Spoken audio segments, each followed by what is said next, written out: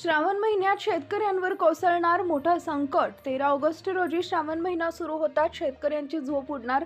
कारण की श्रावण महिन्याच्या पहिल्या दिवसापासून एक अशी विचित्र प्रणाली सक्रिय होतीये की ज्यानं अक्षरशः सगळ्या शेतकऱ्यांच्या पिकासाठी सगळ्यात धोकादायक परिस्थिती निर्माण होणार आहे। खरं तर आता हवामानाच्या संदर्भातला हा रिपोर्ट आहे, पण हा प्रश्न फक्त कमी पावसाचा किंवा जास्त पावसाचा नाहीये, तर एक असं विचित्र संकट शेतकऱ्यांच्या पिकावर येणार आहे की ज्यामुळे शेतकऱ्यांचं मोठं नुकसान होऊ शकतं। देशाच्या कृषी विभागानं एक असा धोकादायक अंदाज वर्तवलाय की ज्यानं अक्षरशः सगळ्या मंत्रिमंडळाची झोप उडाली। कारण की कालपर्यंत हवामान एका व्यवस्थित पॅटर्नमध्ये चाललं होतं, पण अचानक हिंदी महासागरामध्ये एक मोठी घटना घडली की ज्यानं महाराष्ट्राच्या हवामानात इतका भयानक बदल केला की जो गेल्या 100 वर्षात कधी झाला नव्हता। आणि खरं तर हा प्रभाव 13 ऑगस्टपासून सुरू होतोय आणि ज्यामुळे संपूर्ण महाराष्ट्रातल्या शेतकऱ्यांची अक्षरशः दानात दान उडेल।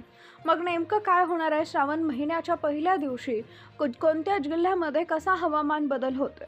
13 ऑगस्ट नंतर महाराष्ट्रात पिकांची परिस्थिती कशी बदलणार? चला जाणून घेऊया संपूर्ण सविस्तर रिपोर्ट। प्रेक्षकांनो, 13 ऑगस्टपासून सुरू होणाऱ्या श्रावण महिन्यामध्ये पावसाची परिस्थिती कशी राहील याचा अंतिम अंदाज हवामान विभागानं आत्ताच जाहीर केला। खरं तर हा अंदाज पाहून प्रत्येकाच्या पायाखालची जमीन सरकली। खरं तर जून महिन्यामध्ये पाऊस येणार होता, तो तिथं काय फारसा आला नाही, पण जुलै महिन्यात कमी पाऊस सांगितला होता, पण अक्षरशः अचंबित करणारा जुलै महिन्यात पाऊस झाला, पण तो फार झाला नाही, फक्त काही भागांमध्ये। पण मराठवाडा, मध्य महाराष्ट्रामध्ये, जर उत्तर महाराष्ट्रामध्ये बघायला गेलं तर अजून काही विहिरी कोरडे आहेत, धरणं पूर्ण भरलेली नाही आहेत, पेरणी अभावी अक्षरशः शेतकरी वाट पाहतात। तर काही शेतकऱ्यांनी पेरणी केली आहे, पण आता ती पिकं राहतील की नाही असा प्रश्न निर्माण होतोय। अशाच परिस्थितीत 13 ऑगस्ट नंतर म्हणजे श्रावण महिन्यामध्ये एक असा धोकादायक बदल जाणवणार आहे की ज्यामुळे शेतकऱ्यांची झोप उडणार। खरं तर आता दर महिन्यामध्ये मान्सूनचा नवीन अंदाज येत असतो आणि काही दिवसांमध्ये मान्सून आपलं रूप बदलत असतं, हे काय आपल्याला नवीन नाहीये। अनेक अनुभवी शेतकरी ही माहिती ऐकत असतील, त्यांना फारसा काय बदल होईल, कुठेतरी कमी पाऊस होईल, कुठेतरी जास्त पाऊस होईल, कुठेतरी काही वेगळं होईल, याच्या पलीकडे काय होणार नाही। पण लक्षात घ्या, एक असं संकट हिंदी महासागरामध्ये आलंय आणि ते तिथून हळूहळू उत्तरेकडे सरकायला लागलंय। आता लक्षात घ्या, हिंदी महासागर महाराष्ट्र देशाच्या दक्षिणेला आहे आणि दक्षिणेकडून जेव्हा एखादं संकट उत्तरेकडे जातं तेव्हा मध्ये येतो महाराष्ट्र, आणि महाराष्ट्रावर जेव्हा हे संकट कोसळतं तेव्हा जी हानी होते त्याचा सगळा फटका देशातल्या, राज्यातल्या शेतकऱ्यांना बसतो। आता खरं तर एक विचित्र परिस्थिती निर्माण होती आहे आणि ती हिंदी महासागराकडून निघाली आहे आणि उत्तरेकडे सरकलेली आहे।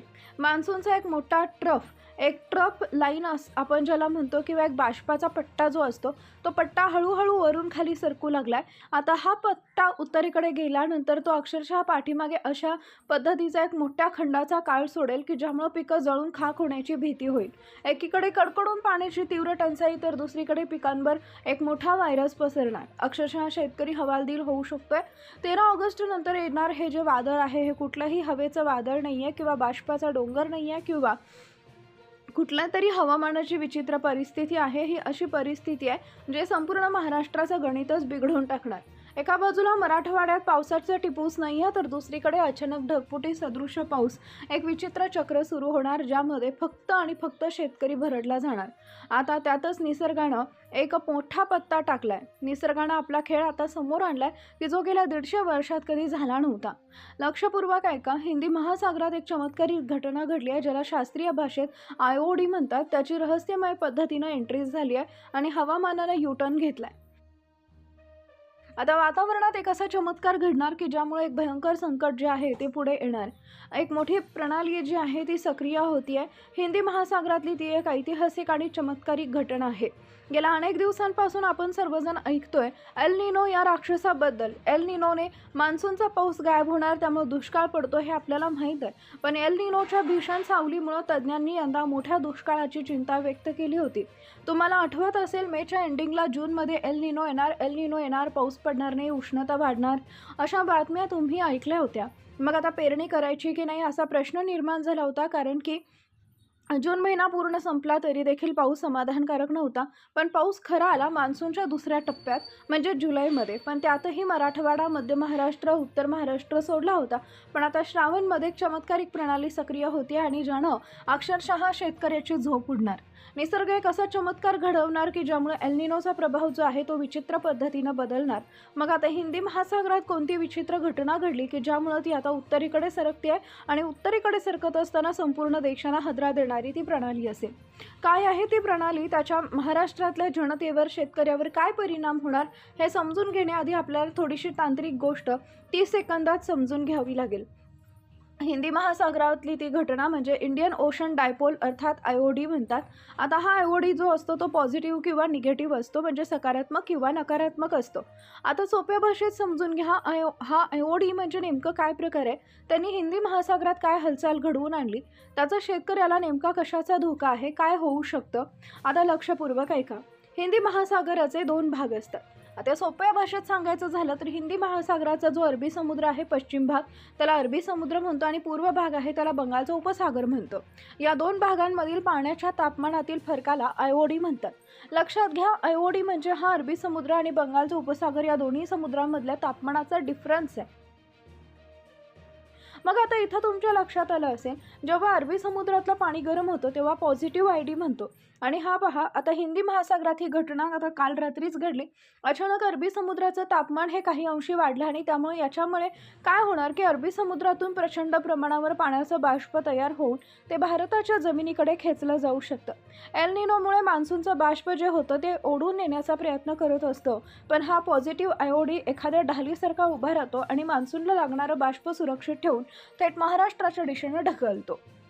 आता याचबरोबर दुसरा एक प्रणाली सक्रिय होतो, ती पॉझिटिव्ह IOD सोबत अरबी समुद्रातून अतिशय वेगाने वाहणारा वारा, त्याला सोमाली जेट म्हणतात, तो देखील सक्रिय झालाय. तसेच केरळपासून महाराष्ट्राच्या किनारपट्टीपर्यंत ऑफशोर ट्रफ म्हणजे कमी दाबाचा पट्टा तयार होतोय. आता पहा, बंगालच्या उपसागराची साथ देखील 13 ऑगस्ट नंतर मिळणार. आता ही सगळी टेक्निकल बाजू ऐकल्यानंतर तुम्ही म्हटलं असाल की याचा आम्हाला काय फायदा, शेतकरी आणि व्हिडिओ पाहतोय, आम्हाला काय फायदा, तर तुमच्यासाठी काय फायदा होतोय ते लक्षात घ्या. 13 ऑगस्ट ते 20 ऑगस्टमध्ये श्रावणाचा पहिला जो टप्पा आहे त्याच्यामध्ये मुंबई, त्यानंतर ठाणे, पालघर, रायगड, रत्नागिरी, सिंधुदुर्ग या जिल्ह्यांमध्ये जोरदार ते अतिजोरदार पावसाची शक्यता. दक्षिण कोकणात सरासरीपेक्षा जास्त पाऊस पडेल. नंतर नंबर येतो पश्चिम महाराष्ट्राचा, ज्यामध्ये पुणे, सातारा, सांगली, कोल्हापूर या पश्चिम भागामध्ये घाटमाथ्यावर अतिमुसळधार पाऊस होईल. अहिल्यानगर आणि सोलापूरच्या पश्चिम भागात सरासरी इतका पाऊस राहील. त्यानंतर मोर्चा वळेल उत्तर महाराष्ट्राकडे, ज्याच्यामध्ये नाशिक, धुळे, त्यानंतर जळगाव या जिल्ह्यात सरासरीपेक्षा जास्त पावसाचा अंदाज.